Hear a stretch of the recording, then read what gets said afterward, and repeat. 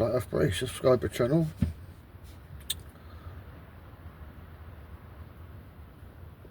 Good anarchy, Lee speaking.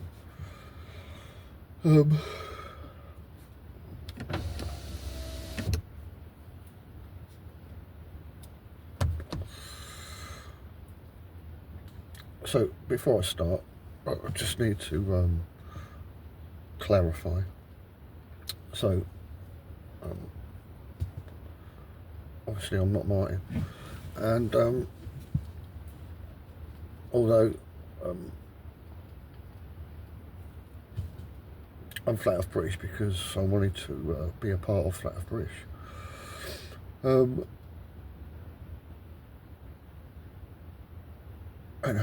I've done what I can, as much as I could, for about 9 years, and it's all gone really rather well, I might say. So it's early morning, I'm not quite awake yet, really.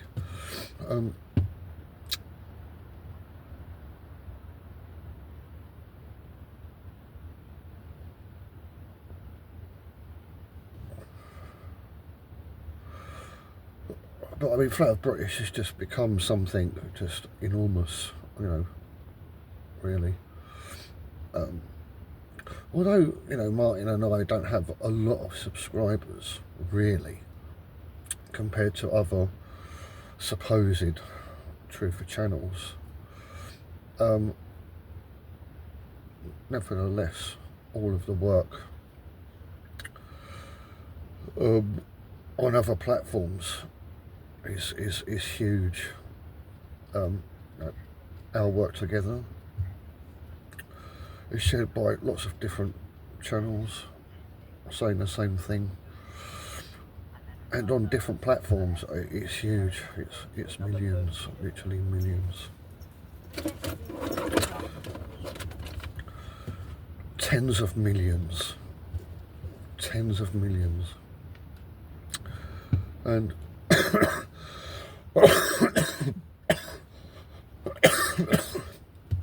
you know, I've kind of like watched the other stuff, on other platforms, other channels on other platforms. Just, you know, just to make comparisons, just to see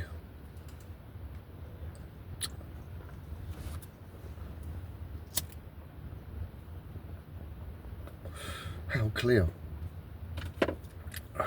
the message has got out. And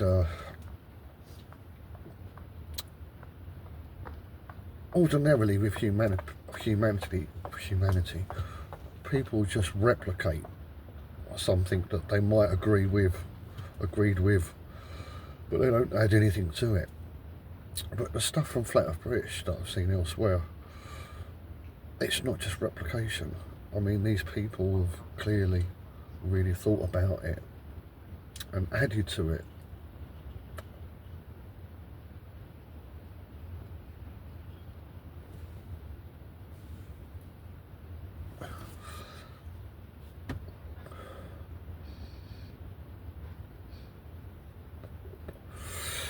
Which kind of shows me that the people that are part of Flat Earth British, or have taken it on board and then made it their own, you know, they're not just NPCs, you know, this AI called me a traveller, you know. I asked it a question about something, and it just referred to me as a traveller, which was interesting.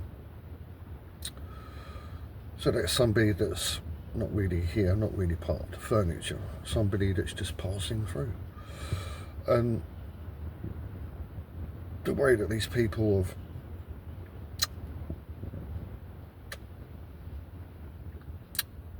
presented their own versions, it's definitely a telltale sign of somebody that's a traveller, someone that's not just part of the furniture, you know. Anyway, but throughout that journey,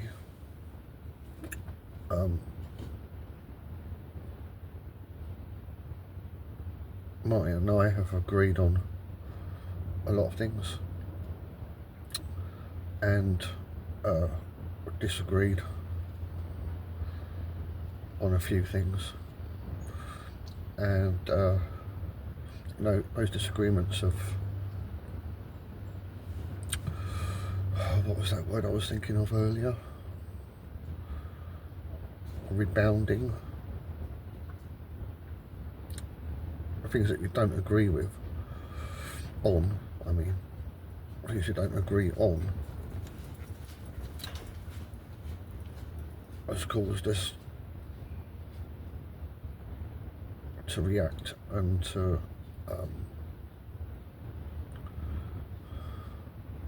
advance. What I mean is what you might think is a negative, it actually always turns out to be a positive. And so, you know, when I do Vanavlogs, you know, as far as like Martin's concerned, you know, sometimes they're good and sometimes they're not so good, but in the end it doesn't really matter, because it all works out in the end.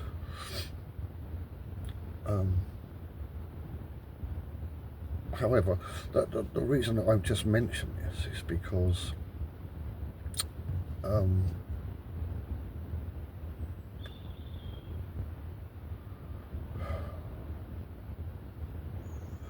Flat Earth British is big enough to be a thing where you need some kind of like continuity and consistency.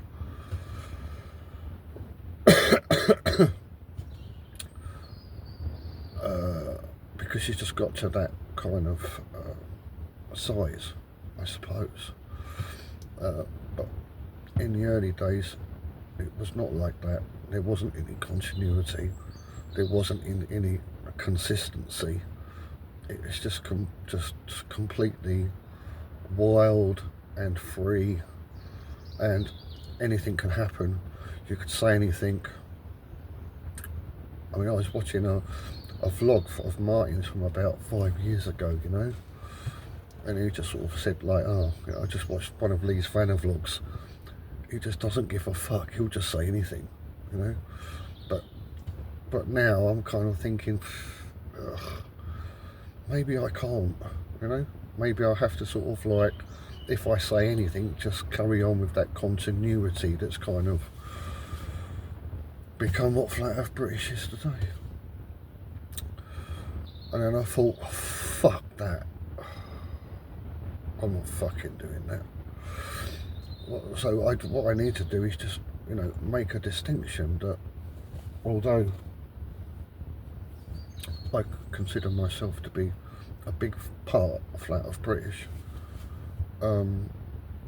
shit, what was I going to say? I consider myself to be a big part of Flat Earth British. Fuck knows, I forgot what I was going to say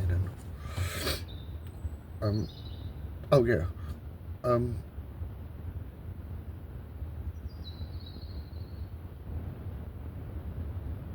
I'm just not Martin.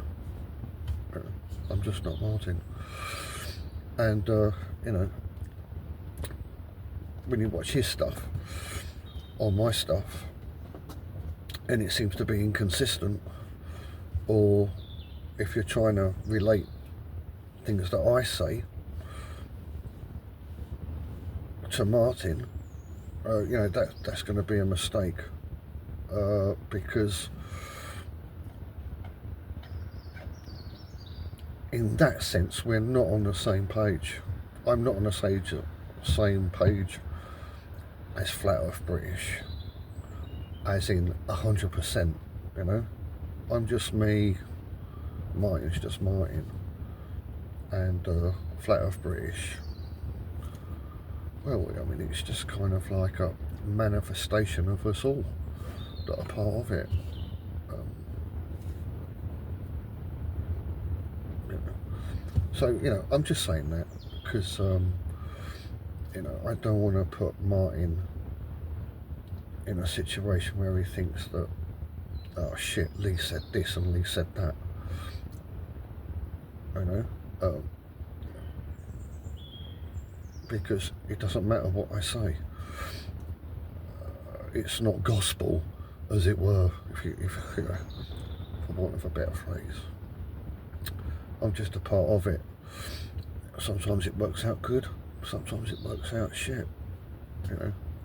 It's just like that. So I just wanted to sort of like mention that straight away.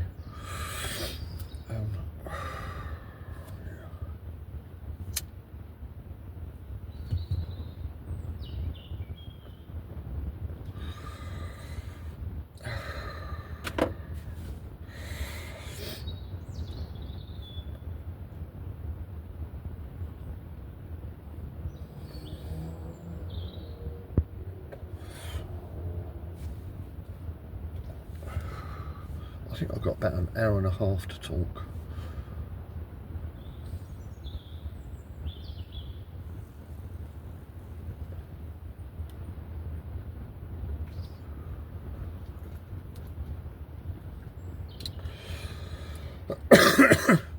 It's always difficult to start a Vanavlog because there's so much I want to say.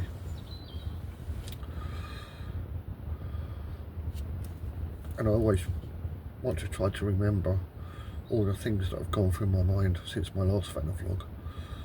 And most of the time I can't remember.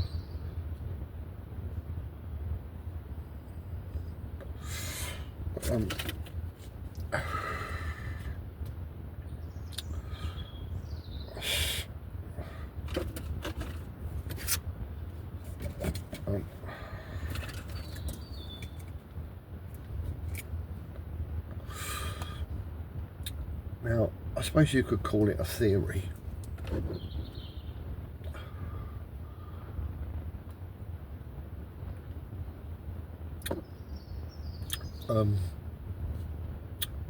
I mentioned it before, but it was in that Vanavlog where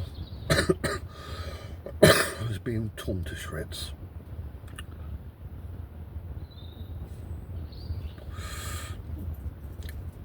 And in the midst of it, I tried to do a Vanavlog. But, you know, I mentioned it during that, but I think probably a lot of people didn't get through that Vanavlog because it was kind of depressing, I suppose. But I'm going to mention it again anyway. And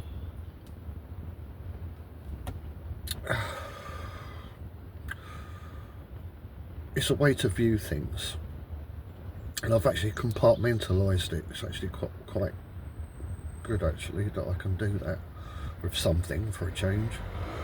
But it's not perfect, and you can say, well, you know, it doesn't really work, it's nonsensical. It's nonsensical, and other stuff.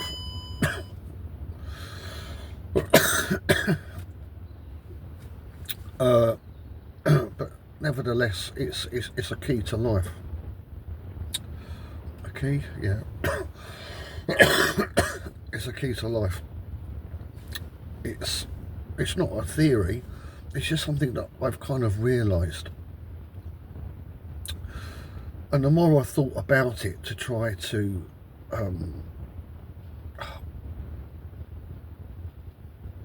what is that noise?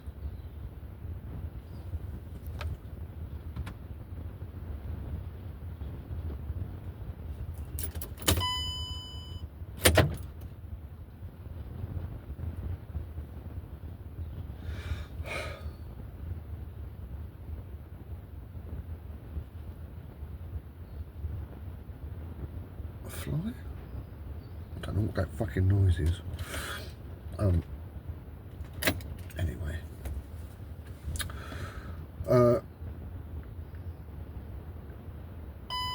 And when I what I was perceiving and what I put into something that could be explained, a theory, if you like, it's not a theory. The more I thought about it and analysed it, I'm thinking, hey, this doesn't work on any level. It doesn't work. It won't work. If I tell people and they think about it, they say like, no, it doesn't work. No, it doesn't work.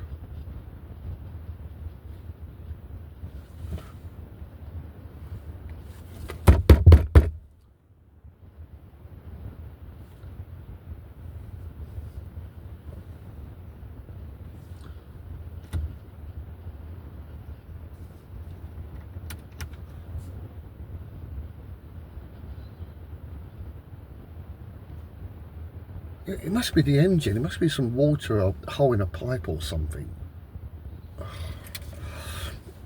Yeah, so you know, you know, you can just, you can pull it to pieces and just go bollocks. No, that's a load of fucking bollocks. It's shit. It's fucking shit. You know, for a million different fucking reasons. So you know, it's just something that's just blatantly fucking obvious to me.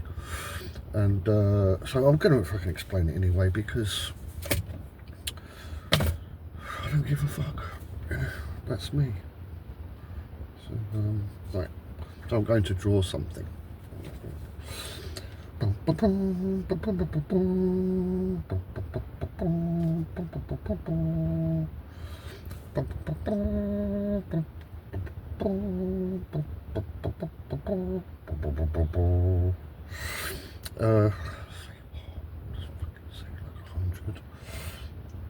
Right. This won't take long, if time was a thing. I don't know.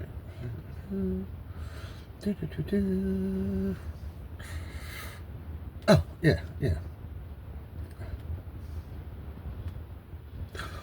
You think I'd fucking pre-planned this, but I haven't. I'm actually fucking surprised it's all working out this well. Well, hey.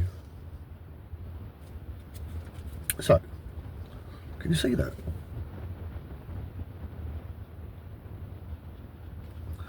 Does that come out backwards? Does that come out backwards on the? It looks backwards. Can I do that the other way? Fucking hell, that's a bit of an ask. So how would I do it then? So then I'd go, hold on. So I go,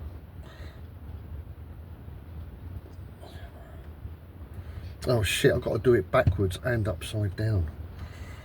Fuck. Right, hold on. No, so go to the middle. Hold on. I'd never be a fucking graffiti artist.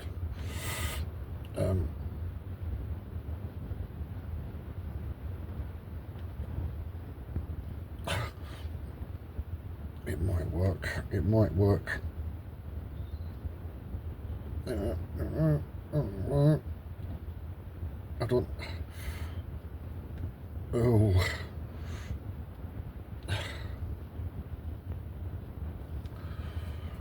Right. And then that will be. Oh shit, hold on. And then.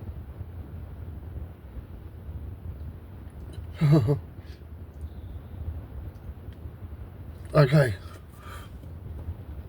That work? Yeah, that works, yeah. Okay, no, that's not bad. Well done. Right. I'm not in a rush. I don't have to rush. You can fast forward at any point you like.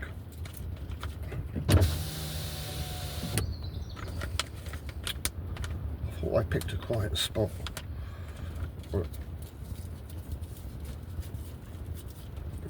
It's 7:30 in the morning, everyone's leaving for work.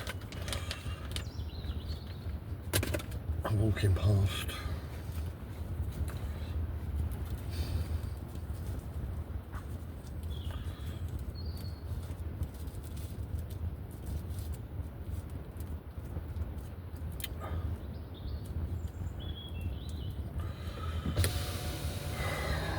Fucking hell, I picked the wrong spot.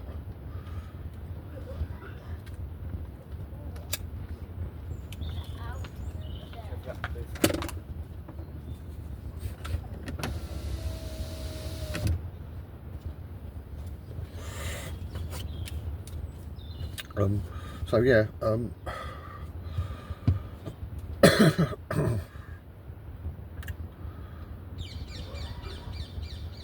right, well, I have a plan. I'm going to stick to my plan. So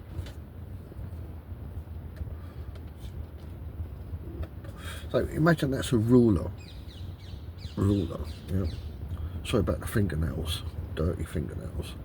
So think of a ruler. So, and think of your life.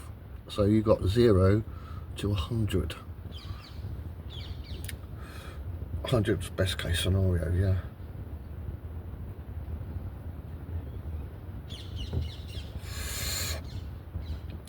And not many people live beyond 100.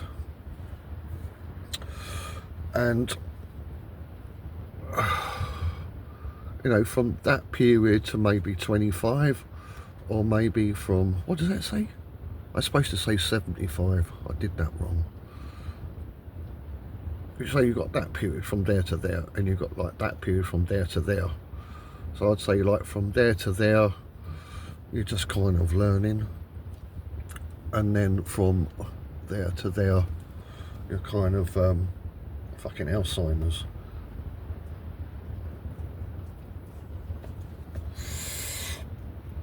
And so really you have, is that 30 years?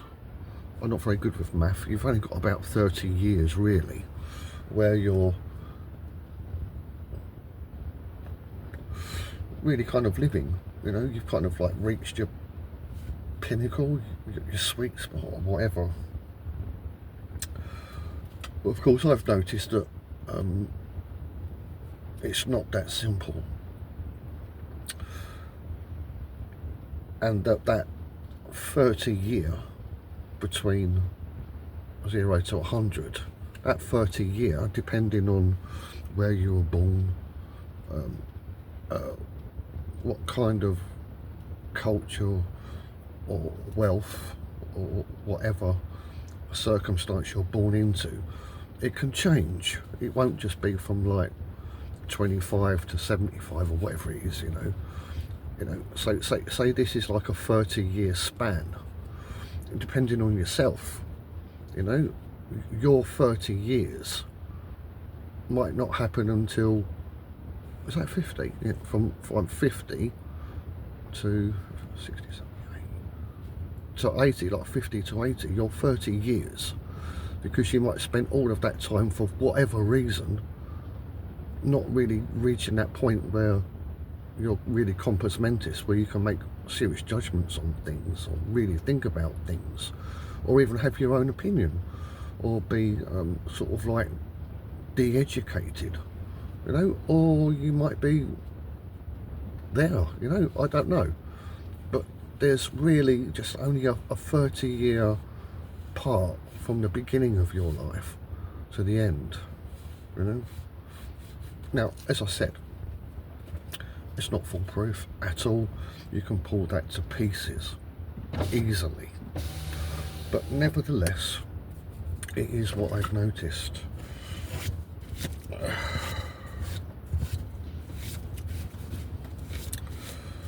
That people really only have a kind of pinnacle, peak, if you want, of life, from being young to being decrepit. And it's become a founding principle to me when I observe absolutely everything.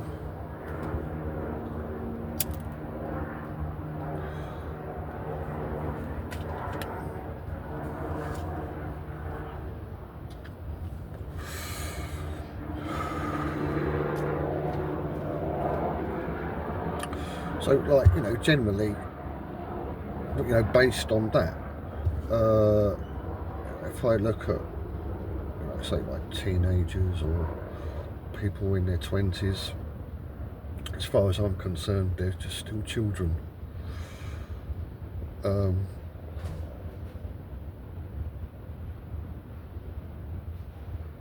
Sometimes even their 30s as well.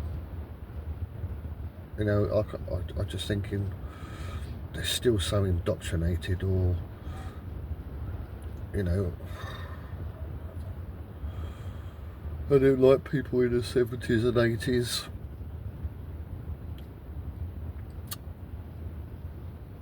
You know, sometimes I think, yeah, they're still in their 30s, the latter end.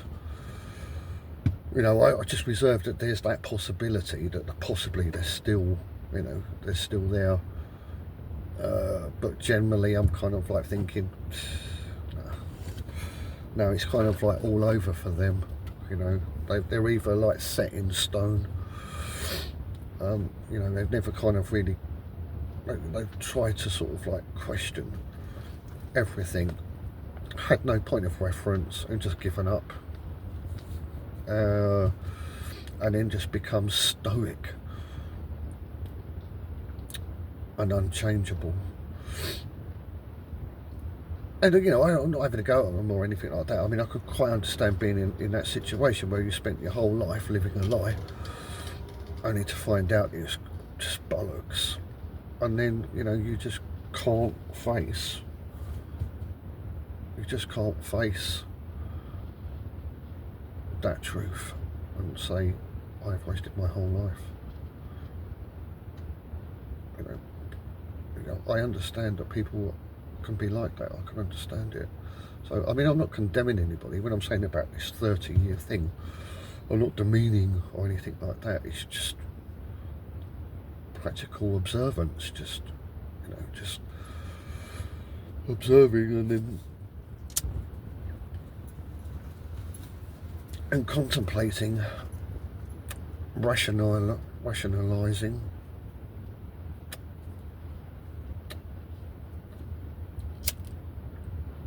And it works very well. It works very well for me, anyway.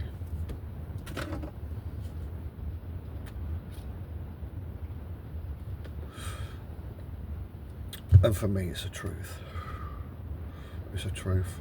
It's something that I observed, and it's now something that I've put into words and into an explanation to explain to you. It's not completely irrational.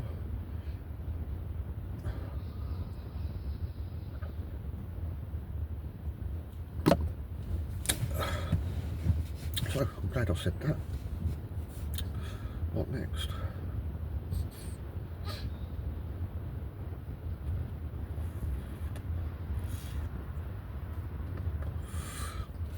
And from that basis,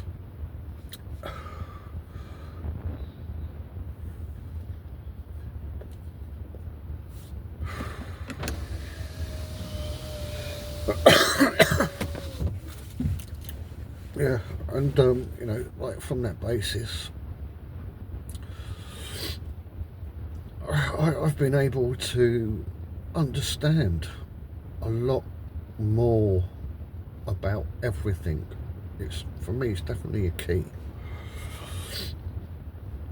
and it undoes a lot of lies and preconceptions that I've been taught all my life from the system and from society and from just the everyday running of things in the world.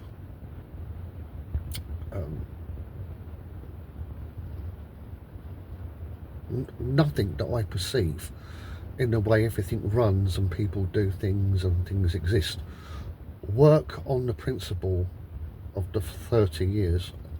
People only grow, people don't go beyond the age of 30.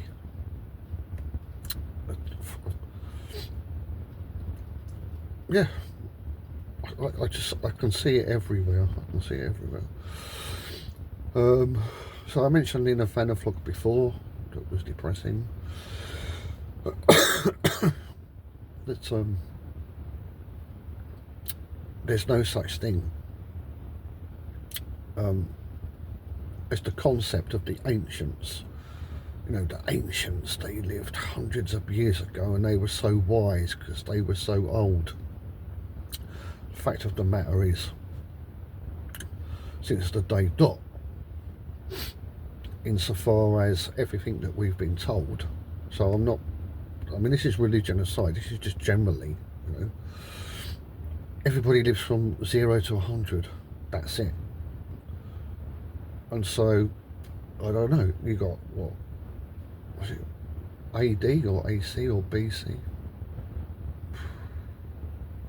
So, I don't know, so like, AD? It's fucking AC, is that electricity? It's AD. So like, the year is 100 AD. And somebody was born in 20 AD. And in the year 100 AD, they're 80.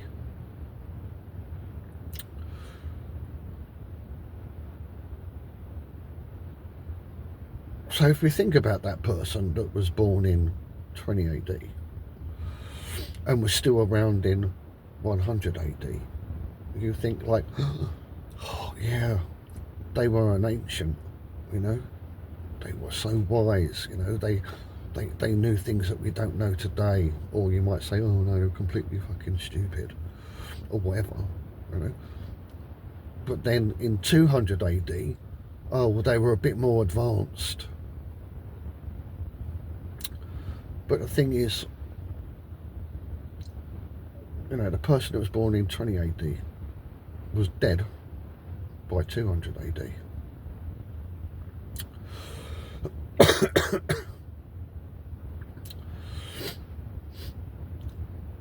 And although when we start talking about somebody else that was born in 200 AD, we're taught to associate them to be with the person that was born in 20 AD, in the hundreds AD. We kind of like conglomerate them, for want of a better word. I like that word, conglomerate. I like it for that sentence. I don't think I like it per se. And then you can go up to 600 AD, 1000 AD, 2000 AD. But every 100 years, I don't know how many hundreds there are. Is there 20 hundreds in 2000?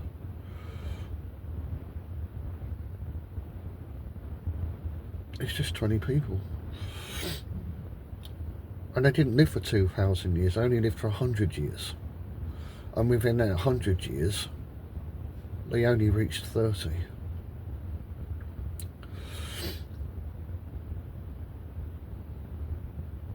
And so really, people just don't live very long at all. 100 seems like a long time, but really, you're not really, you know, compos mentis. I'll just keep using that word, I can't think of a better one. For 30 years. Between the scale of 0 to 100, and then you're dead. And it kind of reminds me of the whole thing about, you know, evolution. You know, they say like, well, there was a primeval soup, like a pond or something, and there was a fish, and you know, over 1,000,000 years, you know, the fish grew legs, and then it turned into something like a frog, and then crawled out of the water onto land, and then become a lizard, and then a dinosaur, and then an ape, and then a human.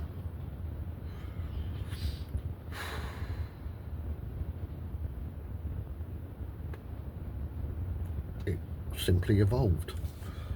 But the thing is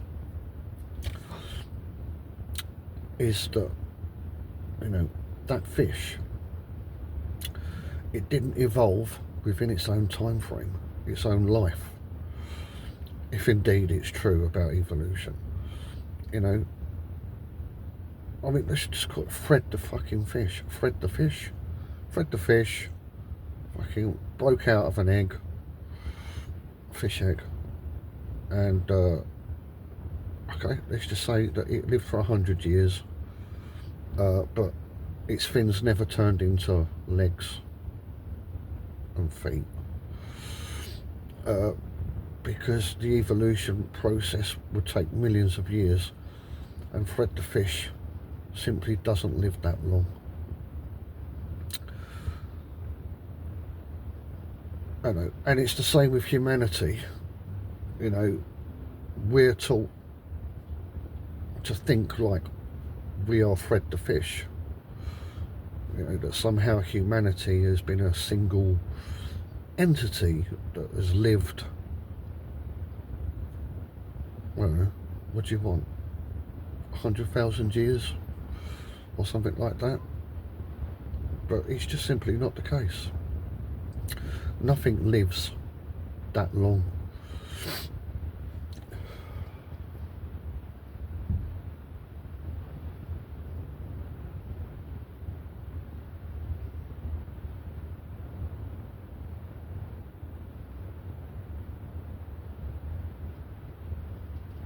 And so your acuity in that time frame, your acuity within that time frame is bollocks. It's fuck all. It's just nothing. It's just nothing.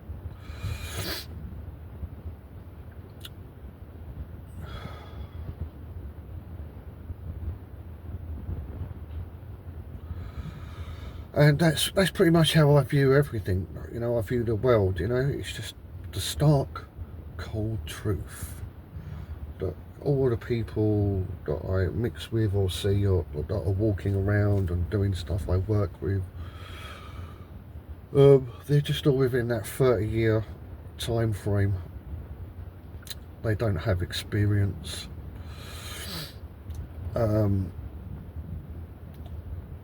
leading up to that 30-year time frame, and all of the time that surpasses that 30 years, they don't have that either, because they're not that old.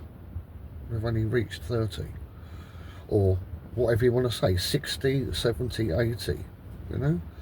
But then the acuity of the years of 70, living, you know, to the age of 70, or living to the age of 90, or living to the age of 100, they simply haven't lived it. So they don't have that experience either. So all people just really don't have any experience, even though they get that 30-year time frame to go about doing their business or whatever. Really, they're just children. And you know, I have to put myself in the same boat.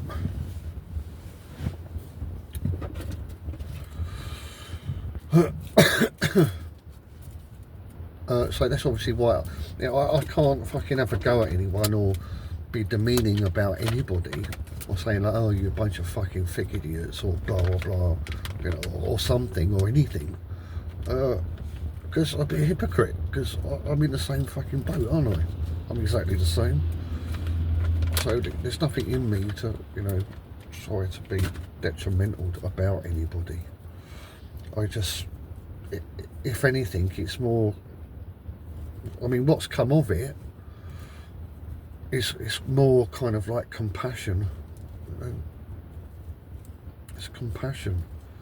I'm like, oh my gosh, you know, you haven't got a chance. You live such a short life.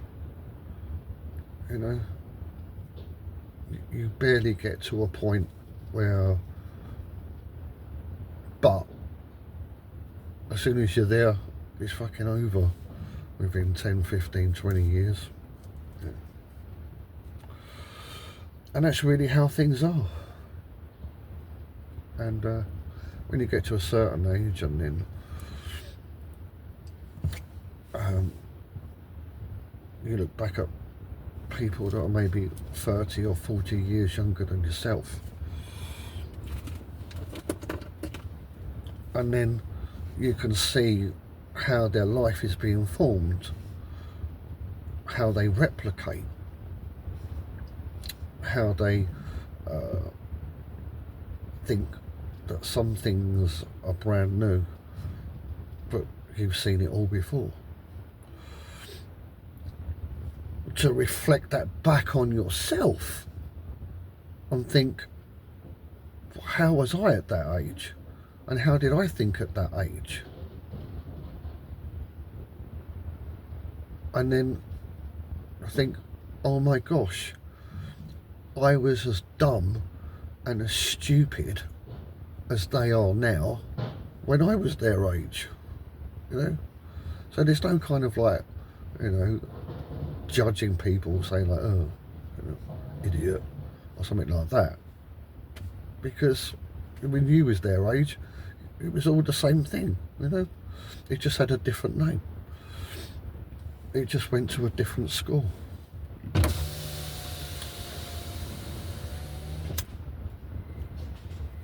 But the bullshit was the same.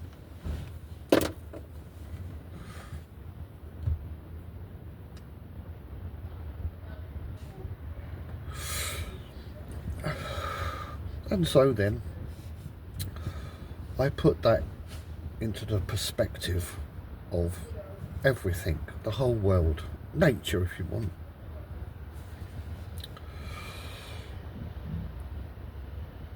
And then I put the longevity of a human life against the longevity of nature, and weigh them up against each other. And so what I can see,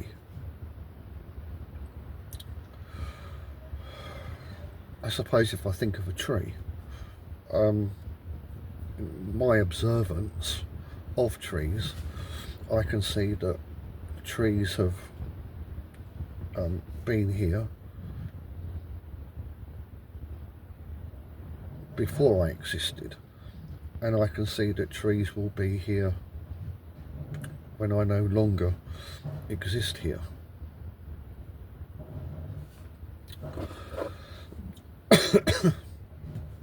And so I did mention on a picture vlog thing I did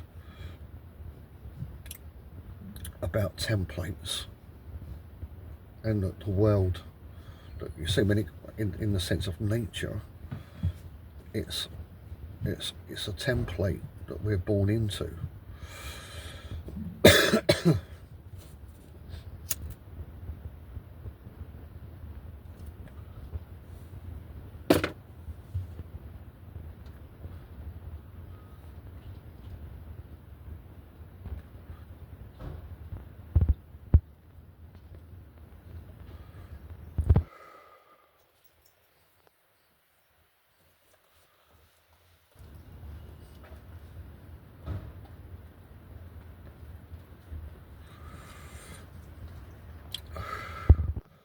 This is going quite well so far, but it's getting more difficult for me to do now, because from the basis of what I've been saying, so many things make sense, and then I want to talk about all the things that now make sense, but it's too much. There's just too many things, and I can't focus on one thing. I just need to try to block it out.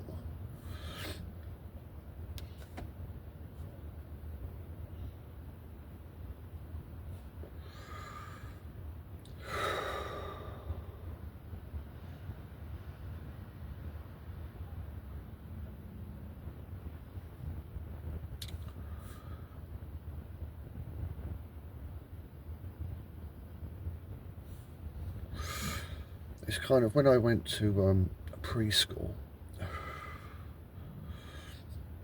it was a hut, and I don't know how long I was there. I don't know, 3, 4, 5, my age at the time, I don't know. Can't really remember.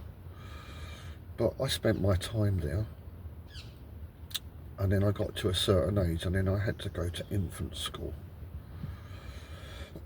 And I didn't go to that hut anymore. And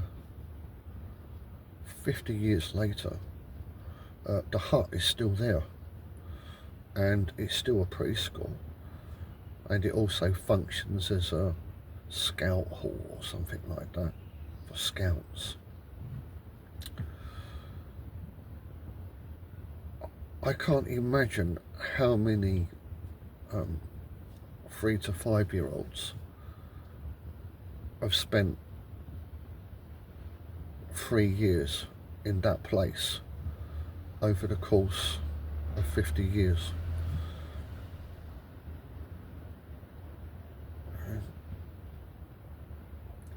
But that hut is exactly the same as this world, nature.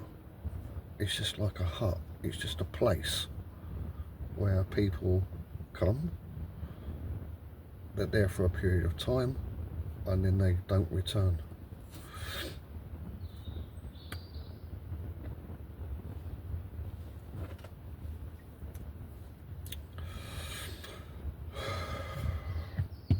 And then I weigh up the longevity of nature, reality, I suppose, the longevity of that against the longevity of my pithy 0 to 100 years.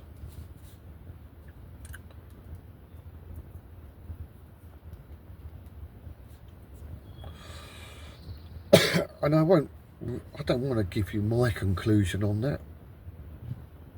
I think it's just enough to present that to you and then, you know, judge of that what you will for yourself.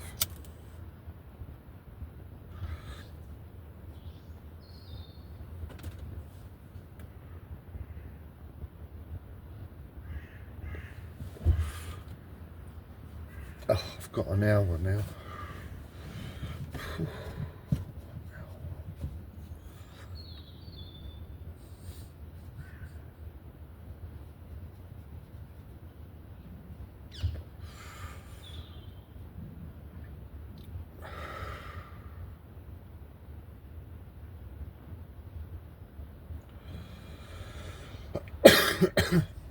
And so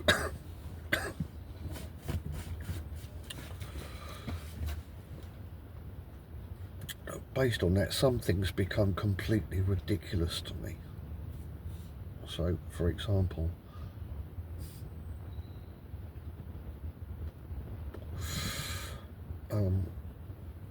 the whole sense of right and wrong become irrelevant.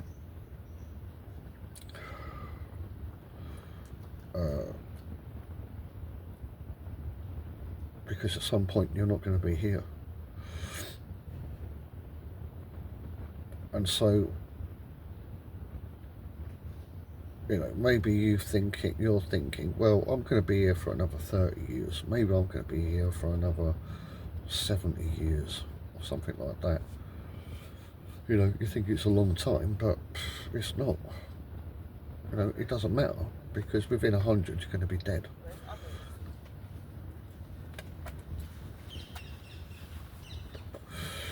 And all that will remain is this place, because its longevity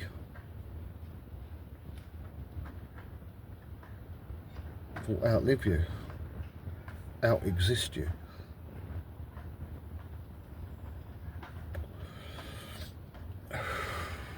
So, kill or be killed. The result of kill is death. The end of life is death. So, you know, where's the right or wrong?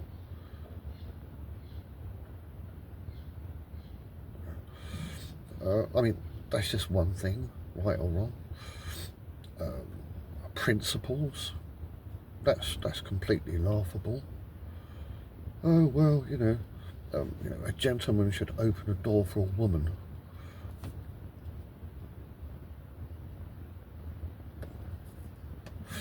Or, you know, if a woman joins a table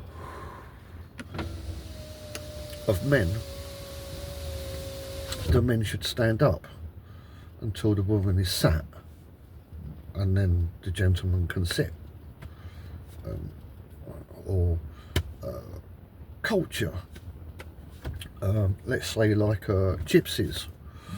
So if you're a female gypsy, you are forbidden to leave your caravan unless you're accompanied by your husband, for example.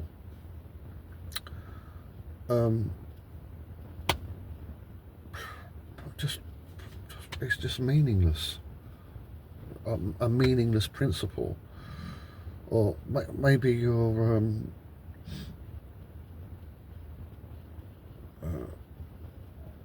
fundamentalist, Islamic, Quran believer, and so, you know, your wife is never allowed to go out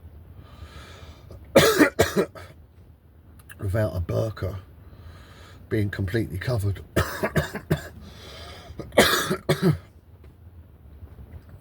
Or, I mean, you know, it could really just be just about anything that you attach any importance to whatsoever.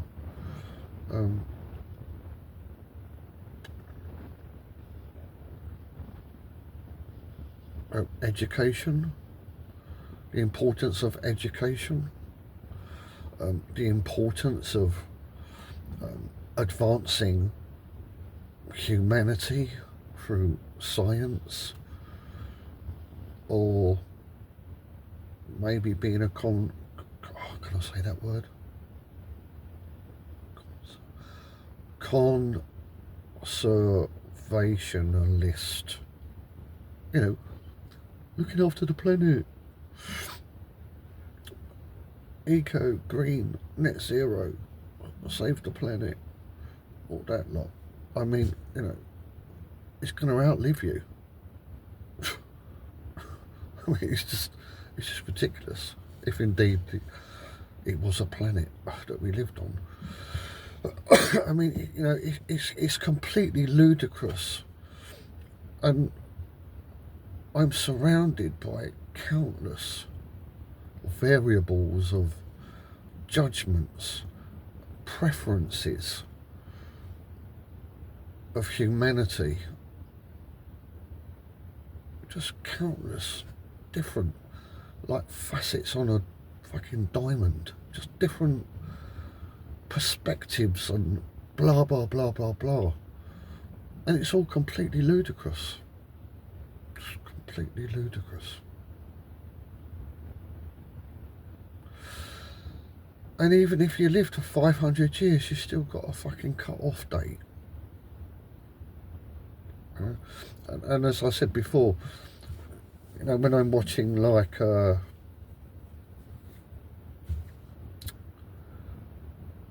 you know, those videos that Martin keeps showing about San Francisco with the trams and, you know, and all that lot, and people walking in the streets. And what was that, 100 years ago? Or something? Over 100 years ago? You know, all of those people walking about in the streets with no bags, which is a bit weird. Why would nobody walk around with bags in a high street? Were there no shops in San Francisco? Could they juggle when they went shopping? Yeah, just anyway. But regardless whether they were real people or actors, you know, of what consequence?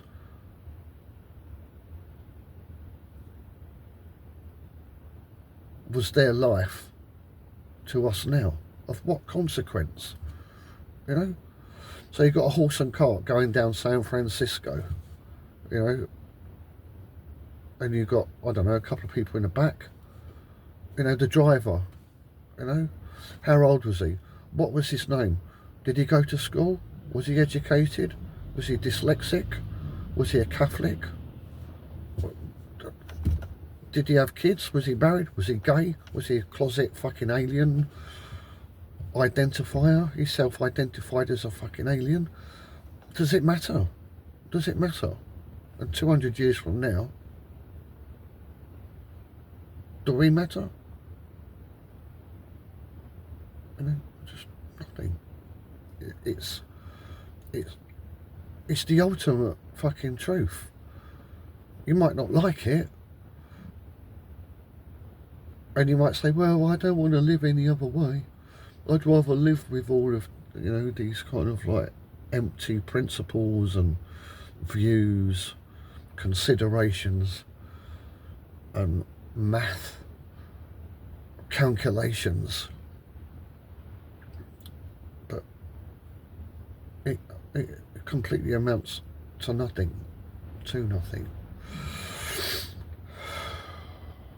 And although, yes, this all sounds a bit depressing, probably because it is, that's not the point that I'm trying to make. I'm not trying to depress anybody. I'm just trying to put everything into its correct perspective. I just want to communicate what I see,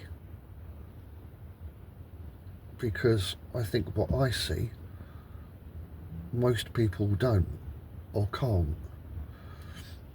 And as a consequence,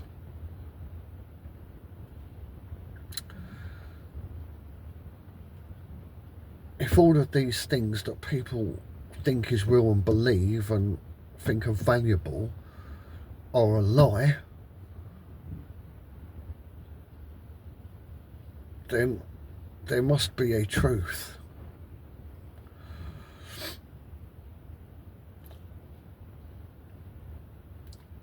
And I think I'm telling you the truth.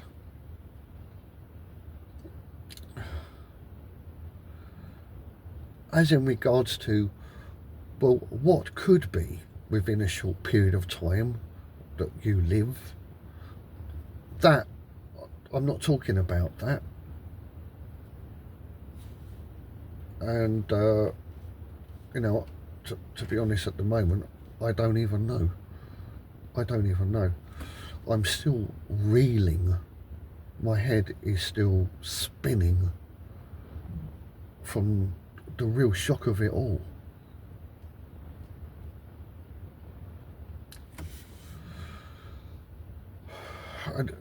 And to be honest with you, you know, I really don't know if anybody, if you know, if they was in my head and they could see what I could see, if they could cope with it, you know.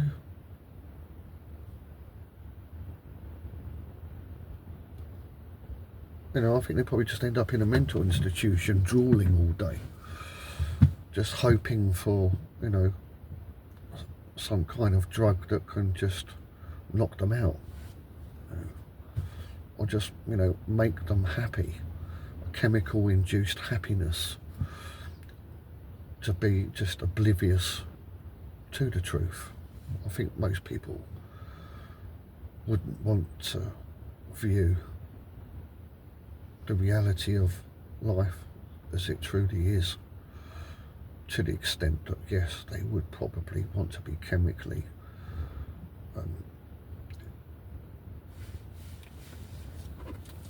as I've just said.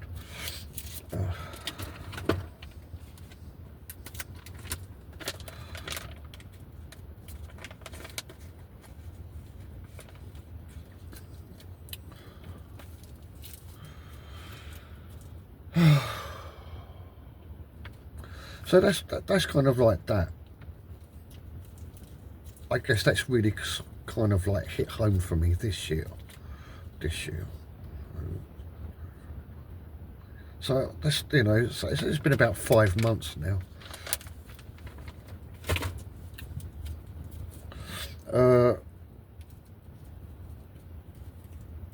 But it's been settled in my mind for about 2.5, 3 months, I suppose. And so, you know, I've just had to fucking live with it and then carry on in the society, trying to be like everybody else,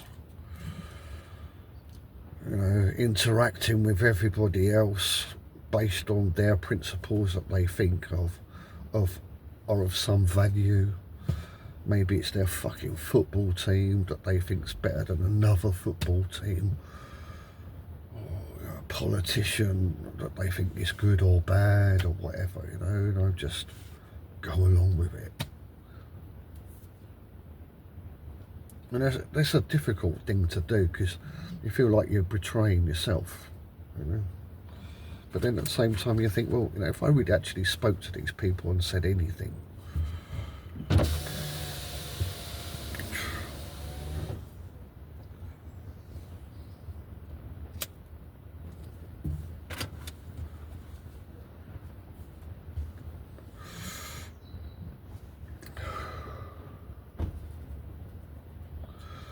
anyway, so over the last couple of months,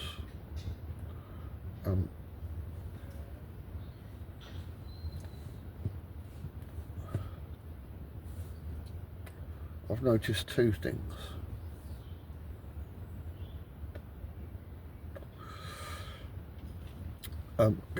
So one, I was thinking about the Prime Minister of Britain.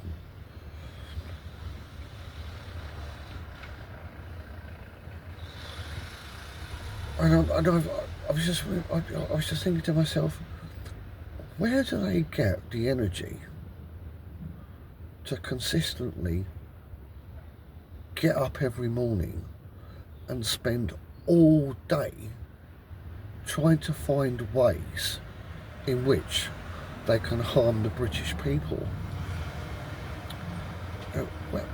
Where do they get? Now, how do they get up in the morning thinking, ah, right, I have to harm, I have to spend my entire day focused on harming people.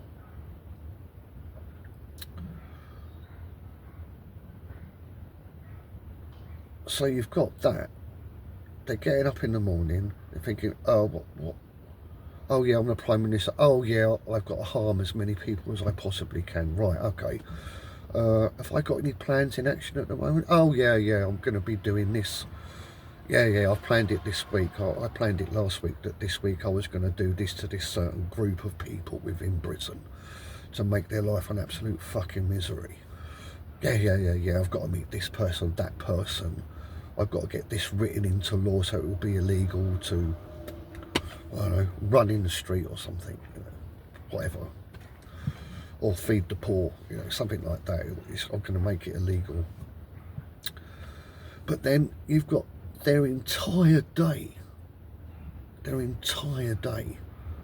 harming, trying to, they've got people around them that are on the same page as them, coming up with ideas or how to harm, how to bring some consistency over a long period of time of harm, plans in place to make sure that nobody can escape the harm, and on and it goes all day, all fucking day doing that. I mean, it must be exhausting, right? It must be absolutely exhausting. And so far as I know, any world leader doesn't get much sleep, as far as I know.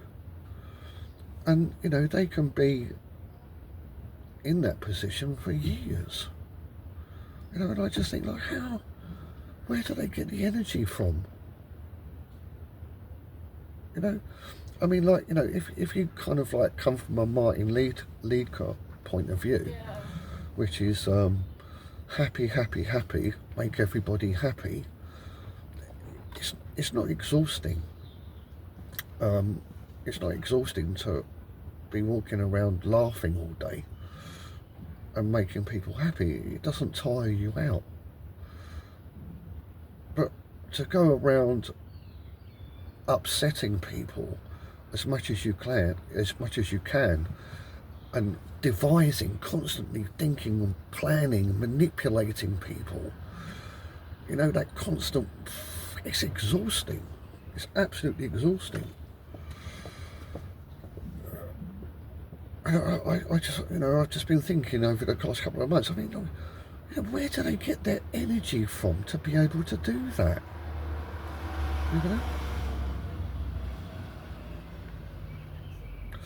I mean,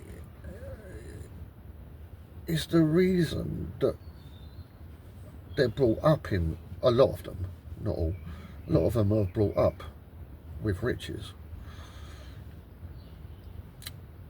And whether they were or they weren't, by the time they get to be Prime Minister, everything's done for them, apart from wiping their own arse. Well, I mean, I don't know.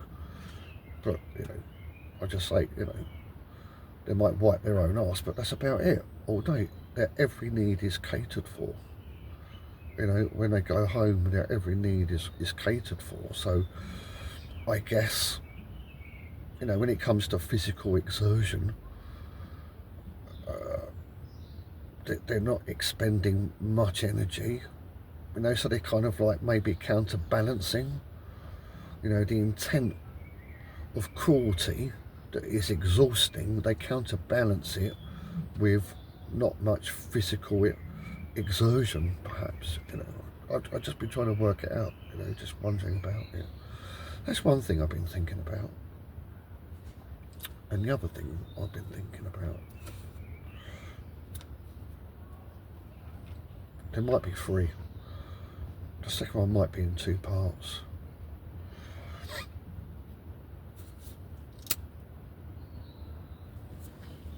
I've got 40 minutes.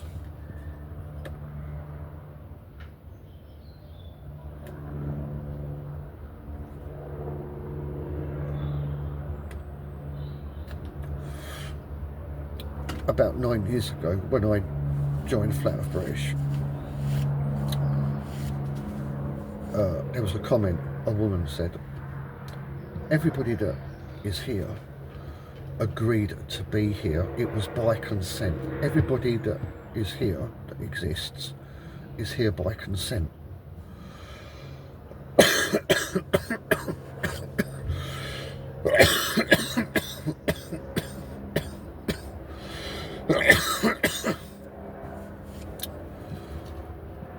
It was just a statement with no explanation. When I read it and I thought about it, that said to me that, oh, she's saying that everybody pre-existed their existence here on Flat Earth, and they agreed to be here one way or another, for a purpose or not, or whatever, you know. But it was pre-existence. They pre-existed.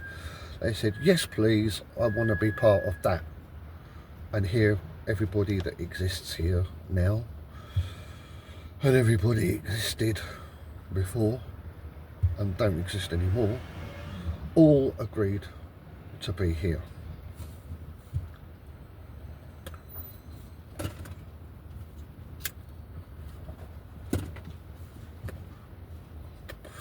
And I've never heard that before, and I've never heard it since, and so that's always stuck in my memory.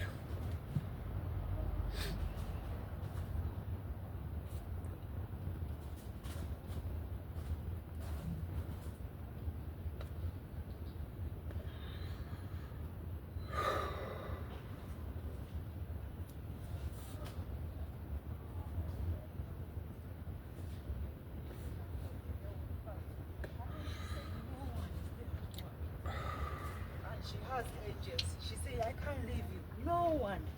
If you want to lose your No, it way, is 3 parts. There's a third part.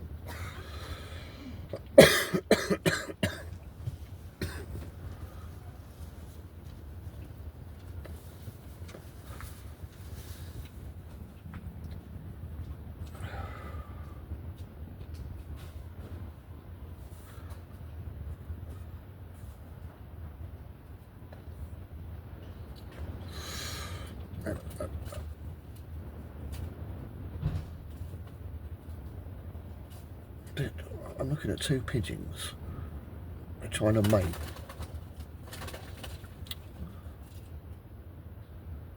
And the male pigeon was just trying to shove its knob in the female pigeon's head. Can you hear that?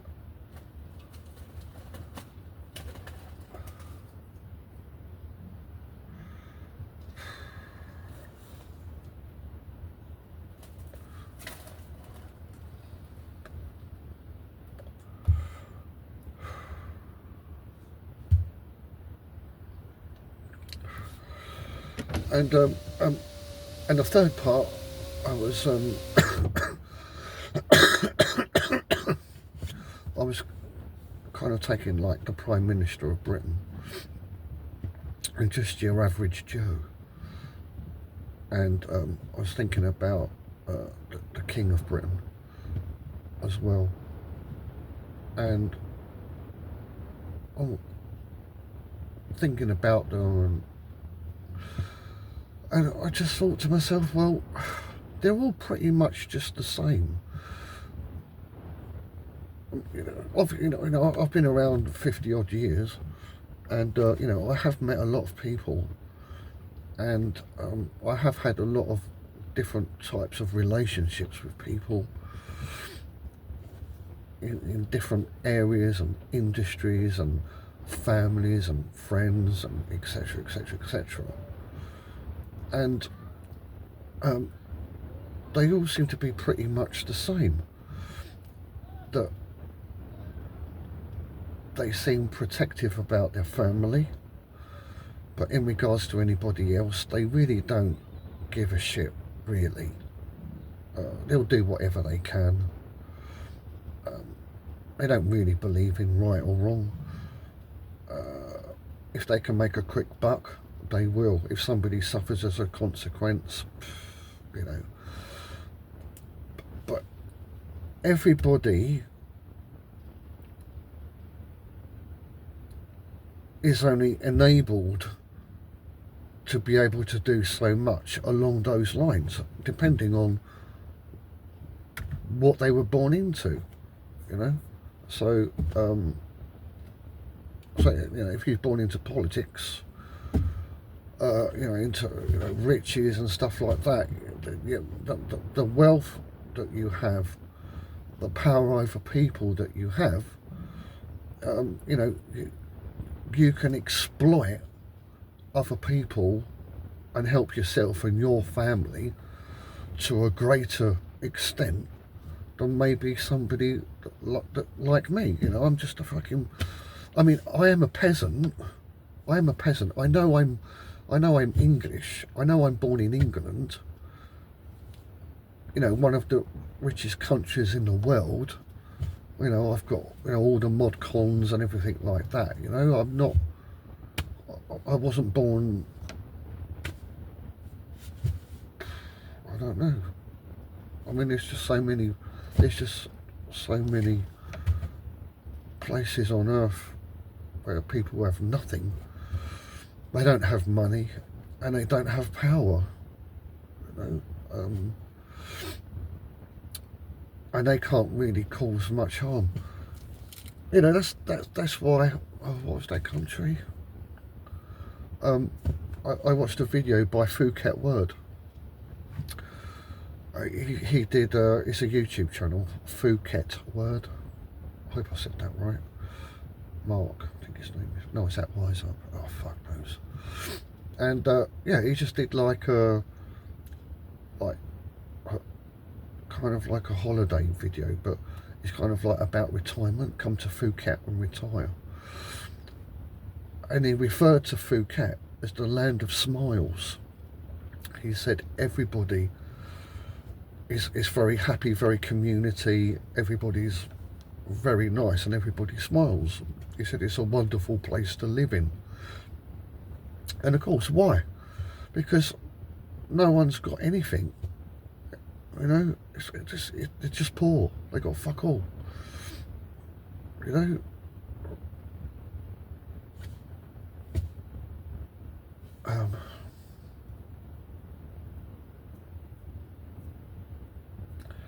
And so, you know, you probably generally find that, you know, in life that people that are powerful and people that are rich are not very nice people. You know, they're not happy, they're not smiley. Well, they're probably smiley when they're alone with their family on a yacht or, you know, on a cruise somewhere. But, you know, apart from that, they're not really, you know.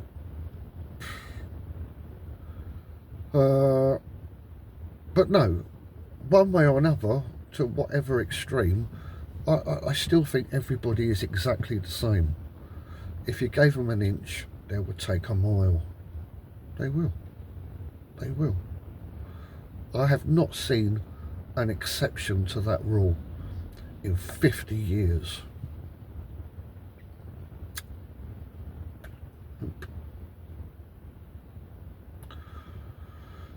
So yeah, I've just kind of been thinking about those three different things, putting them together, you know, to see if there's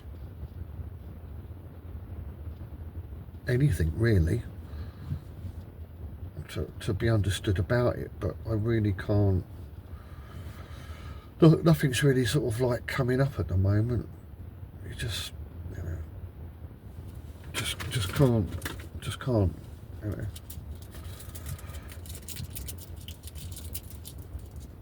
I mean, did everybody really agree to be here?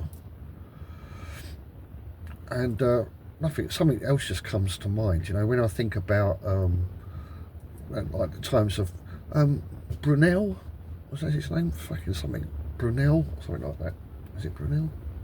Who's the guy who built the Titanic or something like that? Guy with the big bowler hat, or is it top hat? With a big top hat.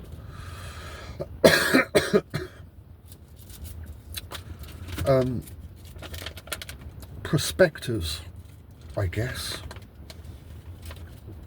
You know, back in the videos of like Martin shows of San Francisco, that time frame, you know, you've got all these people dressed in black with like bowler hats, and then they're all going to, you know, looking at land, looking at industry, looking at, you know, building or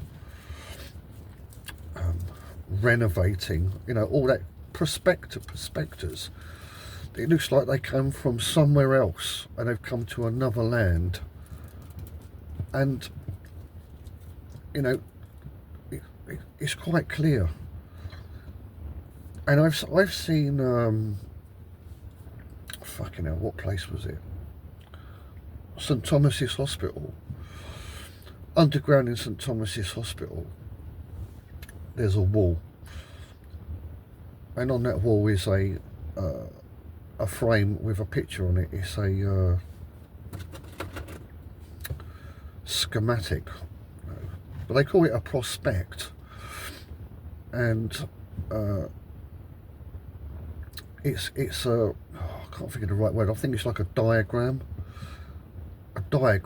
of what they wanted St Thomas's Hospital to look like, and in the end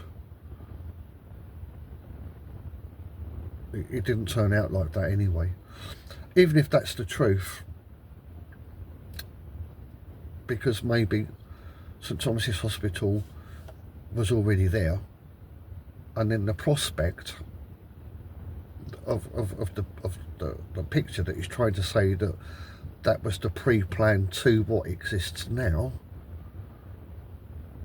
might have actually just been a prospect of what they intended to build after they demolished St Thomas's Hospital that already existed.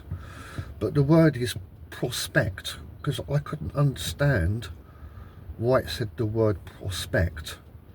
Why it didn't say plan or something like that? Why didn't it say that, you know? Why the word prospect? And then, you know, maybe a year or two later, it came back to mind, and I thought about prospectors. And yeah, there is people that come from other lands and come in to build or renovate or whatever, you know.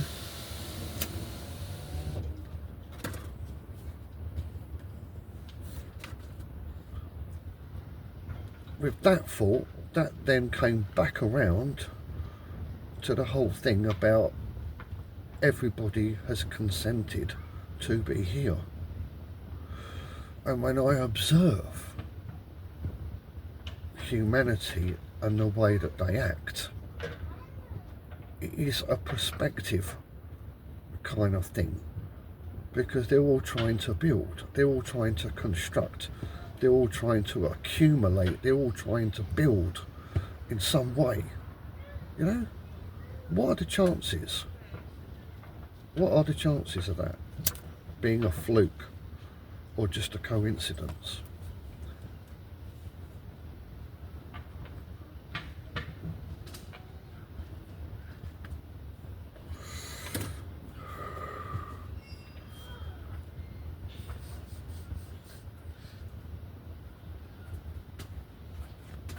On in.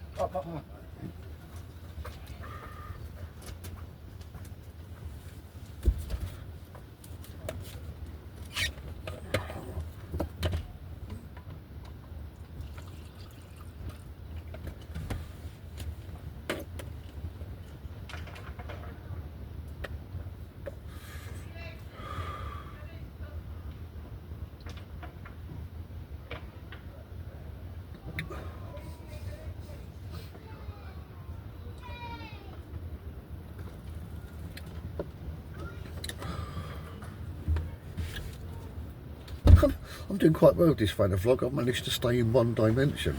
It's pretty cool.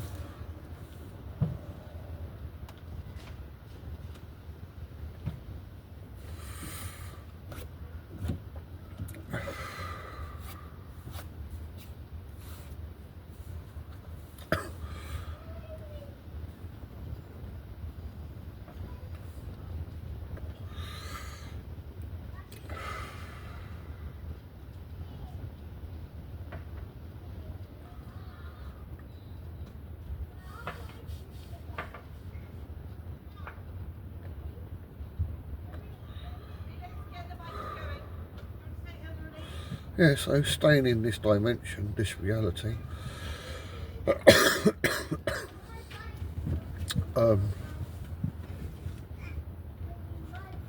there's a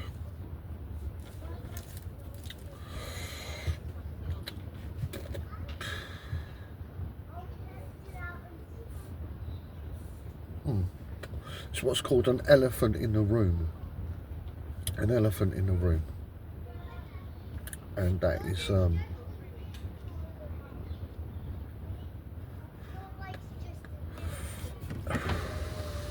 that's that, like, men have teats.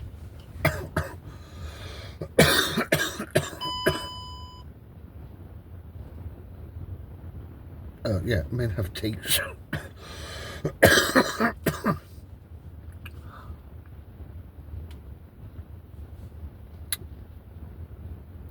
I mean,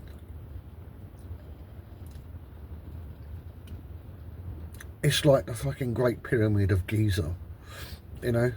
It's just fucking, you know, a fucking huge beacon monstrosity that you can see from hundreds of miles around. It's kind of like, what in the flying fuck is that? What the fuck? And teats on men is exactly that. It's exactly that.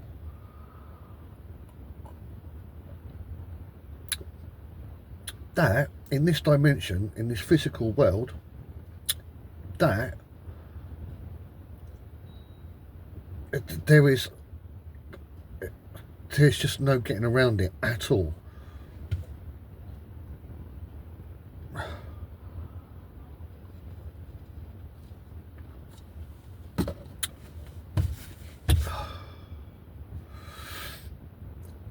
I mean, I've looked at it from different perspectives. Even the silly evolution stuff, you know. You just can't fucking, you can't fucking, you can't get around it. There is just no reason for men to have teats.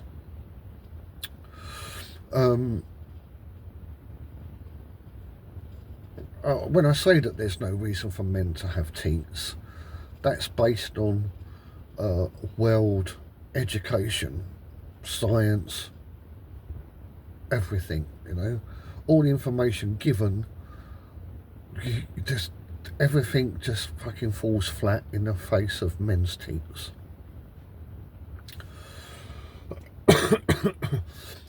I was gonna reveal my teat, but I thought first off I might be accused of being a Mason, Freemason. I'm going to do that. And secondly, that would be crazy to do that on the internet, wouldn't it? Not that it matters. I'll be dead in 50 years. Anyway. But anyway, yeah, men with teats. So,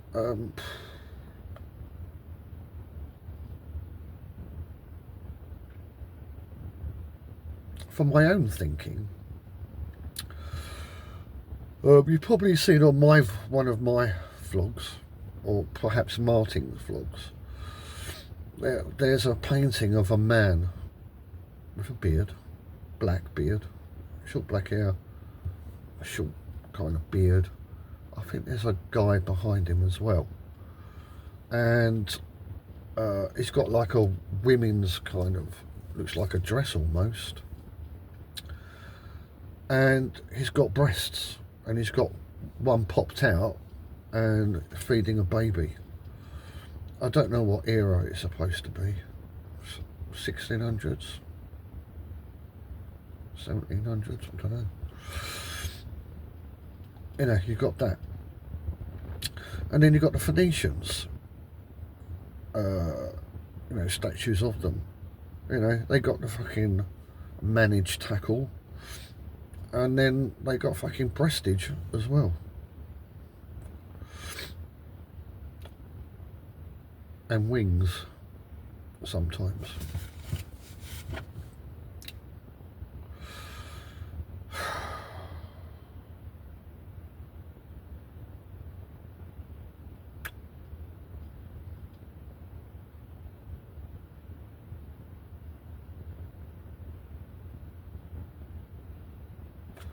You know, the ridiculous thing,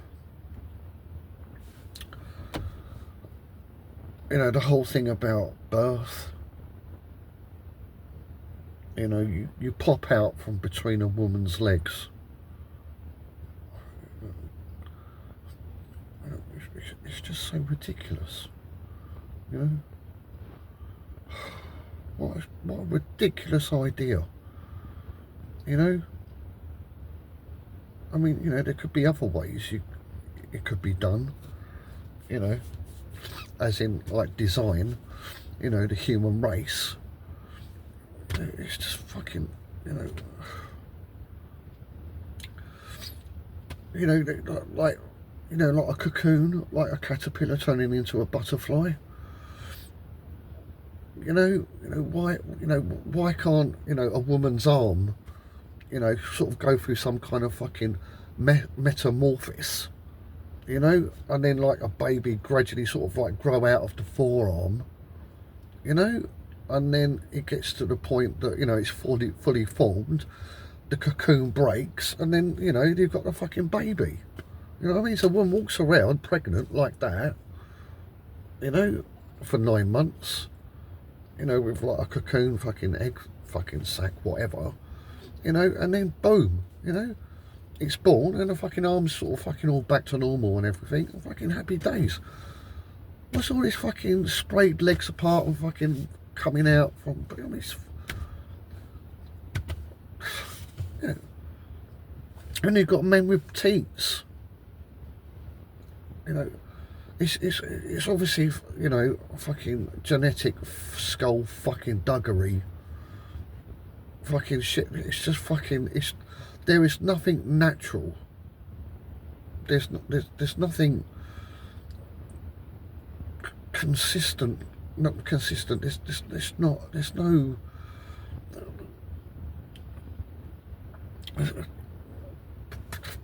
Progression. There's no natural formula. There's no one thing following on from another that makes sense from the thing before to something else that follows it. It just doesn't fucking make any sense when you think about men have breasts, teats. I mean, men don't have breasts anymore. Did men have breasts in the past?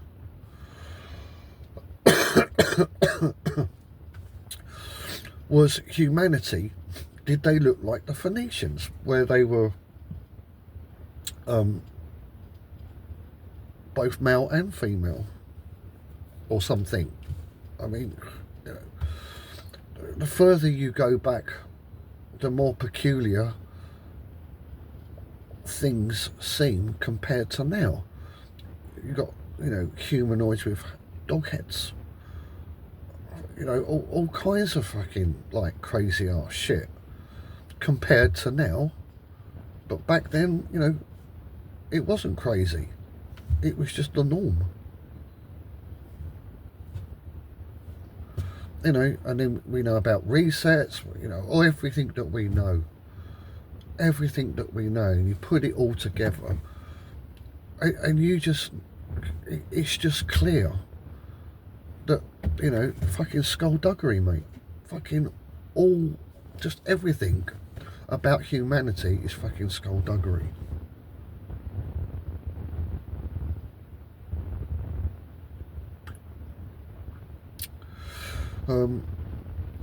The other thing that's come to mind when I was kind of thinking about along the lines of these things, I was thinking about babies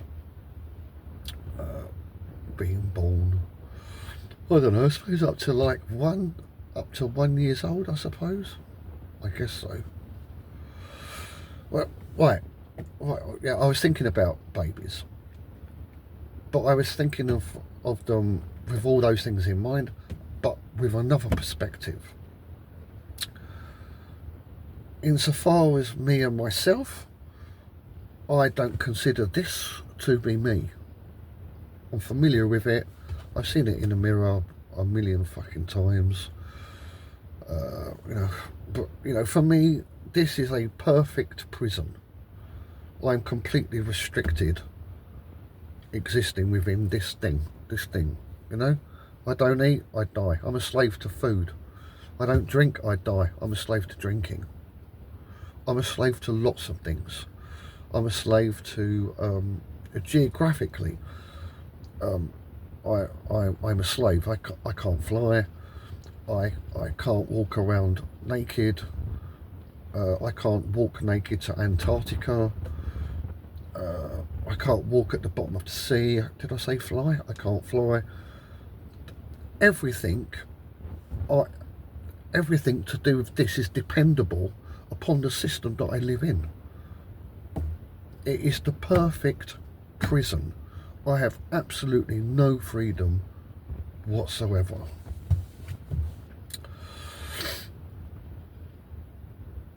And I'm not even sure I like what it looks like. I mean, I could have been fucking born, and I could physically look like the Elephant Man, which I think would be more egregious to me than the way that I look now. To be honest, I think I would have been happier if I was black, without all of the fucking black culture bollocks and all that fucking shit that they do. You know, I'd just be happy to be black. You know, I just think, like, you know, visually, I just think I would look better. You know? Which is why I got a tan. I've got a tan. You know, I like tans. I married a black woman. You know, it's just, you know, just one of those things. Anyway, and so in my mind, I've kind of, you know, just realised the limitations of this and being stuck in it. The limitations of it. I kind of like realised, well, it's akin to fucking slavery as far as I'm concerned. I'm not free. If I'm not free, I'm incarcerated. Am I incarcerated in this body? Abso-fucking-lutely. You know, it's fucking slavery. So I've got that aspect of it, as in regards to how I view myself. I view humanity as well, because as far as I'm concerned, we're one and the same. We look the same, more or less. Also, the complexities and the ingenuity and the logistics and the processes of the human body is so fantastic, and yet I know very, very little about what's going on from one second to the next in my body. Right now, I couldn't tell you how many milligrams of blood is going through the white of my eye at the back. And this is my body. Why should I not be privy to knowing all of the mechanisms that are going on in my body right now? How many beats per minute is my heart beating? What colour is my kidneys? How many litres of urine is in my bladder at the moment? I have no idea.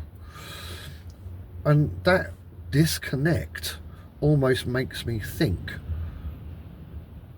that this is a separate entity to myself.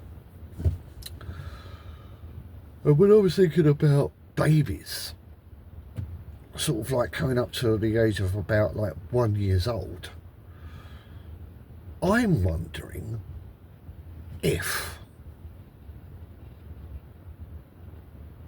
I was like a fucking spirit or something, whatever, just fucking floating around, and then I saw, you know, this thing that maybe, I don't know, a year old, just a creature like a fucking animal, and then I just fucking went into it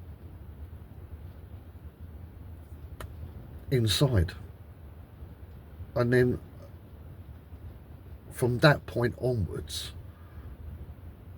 I became a person, you know, or I was then able to physically manifest myself in this creature. This creature. I don't know this thing. I don't know this creature. I don't know it. I'm familiar with it. I don't know anything about it at all, really. You know? But I can see the distinction. I mean, like, for example, you could be walking down the road and then, like, I don't know, you get cramp in your leg. You're like, fuck, I've got a cramp. Oh. Why have I got cramp? Why don't you know? Oh, and then the next day, the next week, you keep getting fucking cramp. What do? You go to a doctor. Why do you go to a doctor? Because you don't know what's wrong with you. Why don't you know what's wrong with you? It's you. Why don't you know what's wrong with you? It's not you. That's why you don't know. So I'm kind of making a distinction between yourself and your physical body. I don't think, although there's, I wouldn't say symbiosis.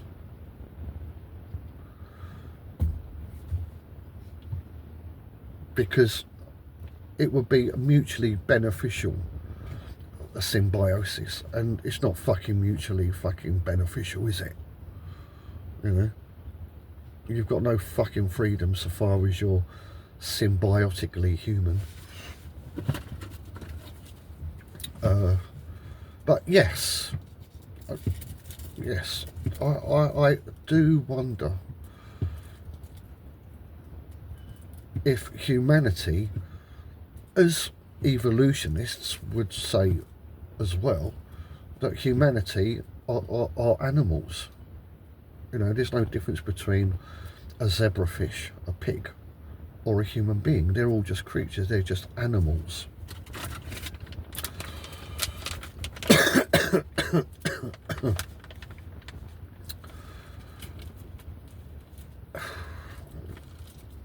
Now, I know I'm only talking about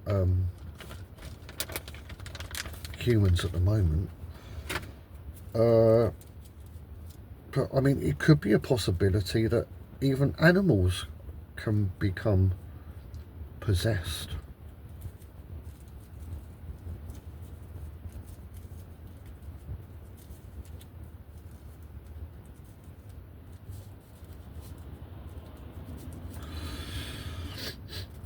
Which sounds a bit ludicrous, but then when you go back into the past, as we have on Flat Earth British, and we looked at the world that existed before, I mean, it's the same fucking world, it's always existed. It's not it existed before, it just exists. Right? There were apparently humanoids that were partly animal, you know.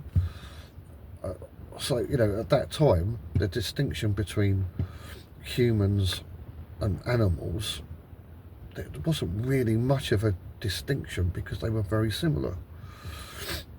Today, there is a greater distinction, but nevertheless, if you want spiritual mechanics, that, you know, that we end up bound into a creature form, you know, nothing changes from that point as far as I could imagine. What's the time? Fuck, I've only got 7 minutes.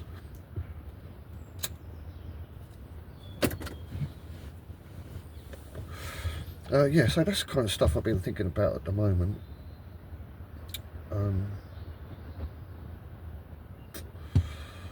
The other thing I've been thinking about, I don't think it's associated with what I've been talking about.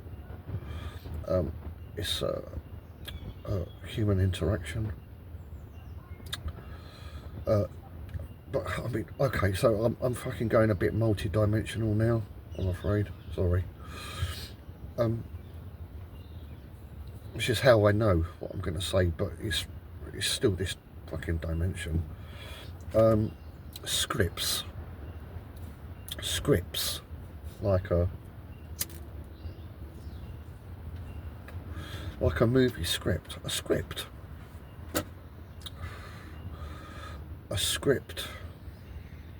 for your crypt, a crypt script.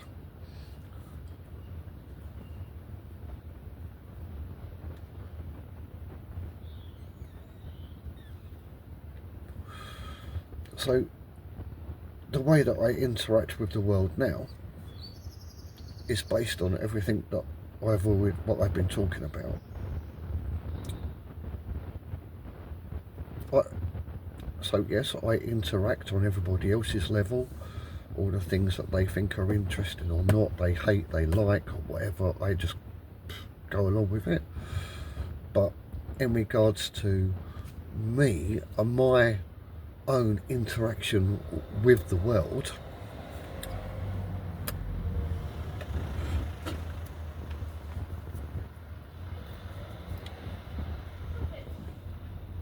what I say and do is not what I think and not how I perceive. I just mimic what everybody else does, and just keep them happy and don't upset them. And also I kind of just realised the limitations of everybody, because what I've said is true. And I've tried to prove that it's true by me carefully, delicately saying things or not saying things in specific circumstances that wouldn't alarm anybody, wouldn't make them suspicious, but it's a fail-safe kind of testing area that I do. So, not fucking doing anyone any harm.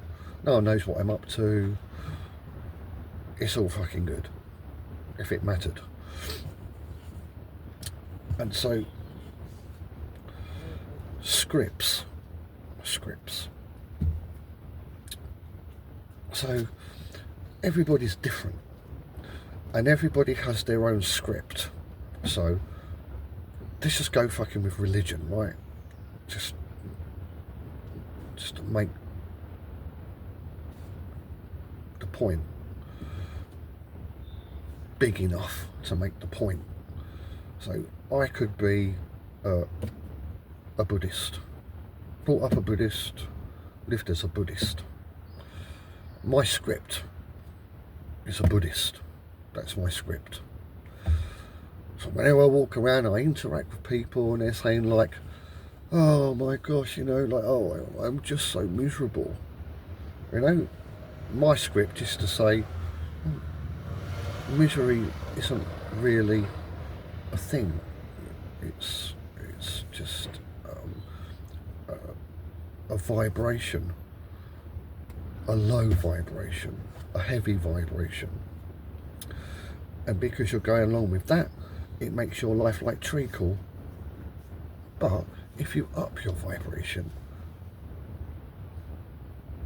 by meditating, humming, don't hum low, hum high, hum high, hum high.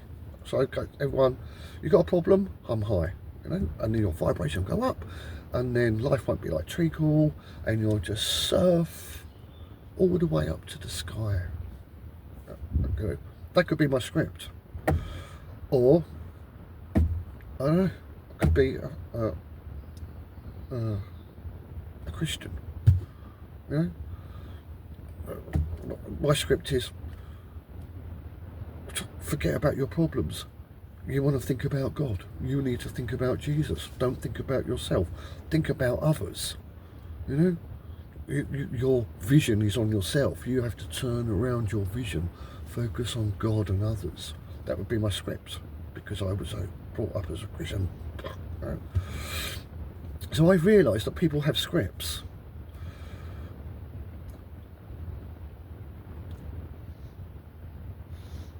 And they live their life off of their script.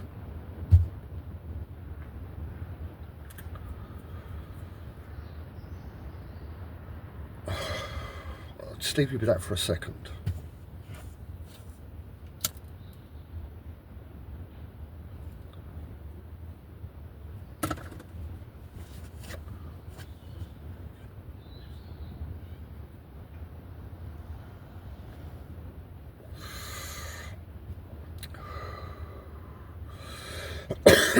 Right, it's not as cut and dried as that. People have scripts. They don't just have one, they have many. And on their interactions, they've got like a little library, and they'll pull out, it's like fucking card, like a deck of cards, fucking tarot cards, I don't care. Just fucking cards with scripts on them, you know? And that's how they interact with each other. That's how humanity interacts with each other, with scripts.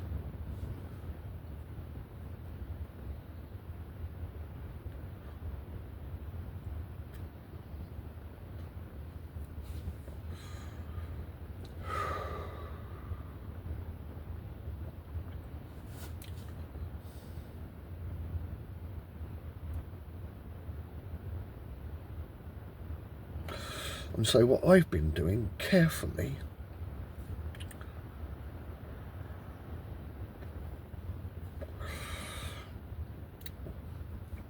if I know a scripted person quite well. So if you know somebody quite well, you know their scripts. You know what scripts they've got, right? So when I'm interacting people that I know quite well,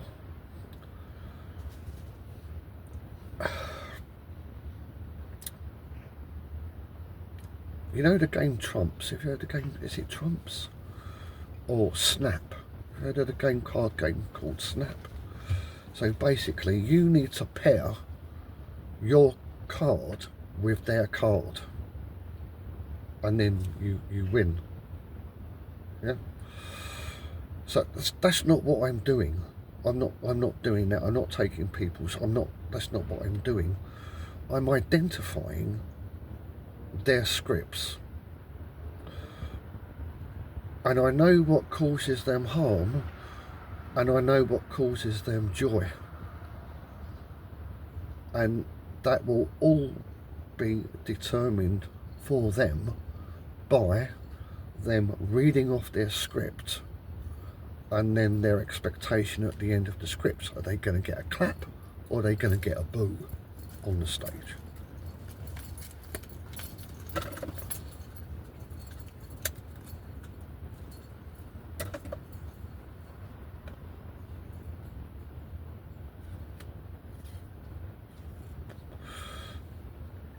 Was it a good play? Was it a bad play? Are they right, or are they wrong? They're interacting with you. Are you going to applaud or boo? Are you going to say, yes, you're right, or are you going to say, no, you're wrong?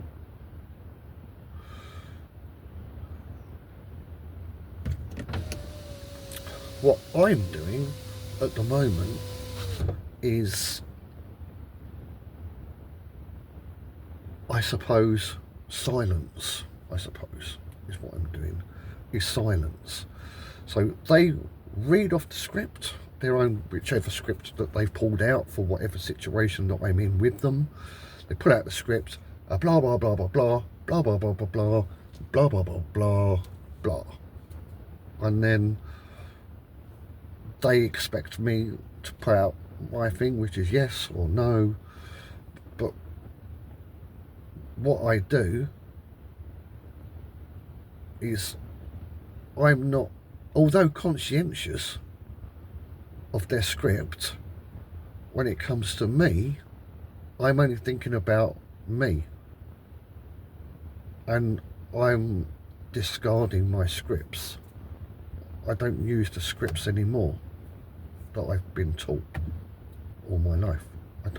I'm not using the scripts anymore. I put my scripts in a crypt. My script is in a crypt.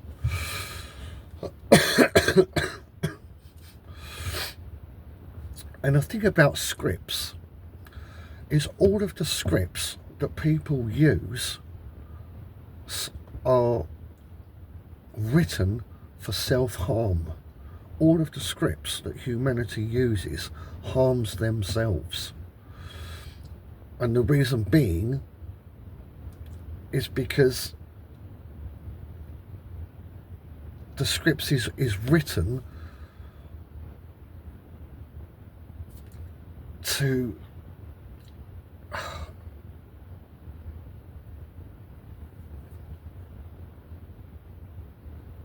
get a reaction from you which will either agree, question or disagree with their script. When you do that, you fuck up their head and they're not happy. You know? I mean, most of the time it's like that, you know? It's free, it's like free, you know? One of them is good, but the other two, if you question it or if you disagree, they're not going to be fucking happy. So as humanity is constantly communicating with each other, there's only one chance out of three they're going to be happy through that communication. 2 out of 3, they're not going to be happy about it, and that's what's going on. And I'm just working with that, you know, at the moment. Yeah, if you see what I mean. All right, okay.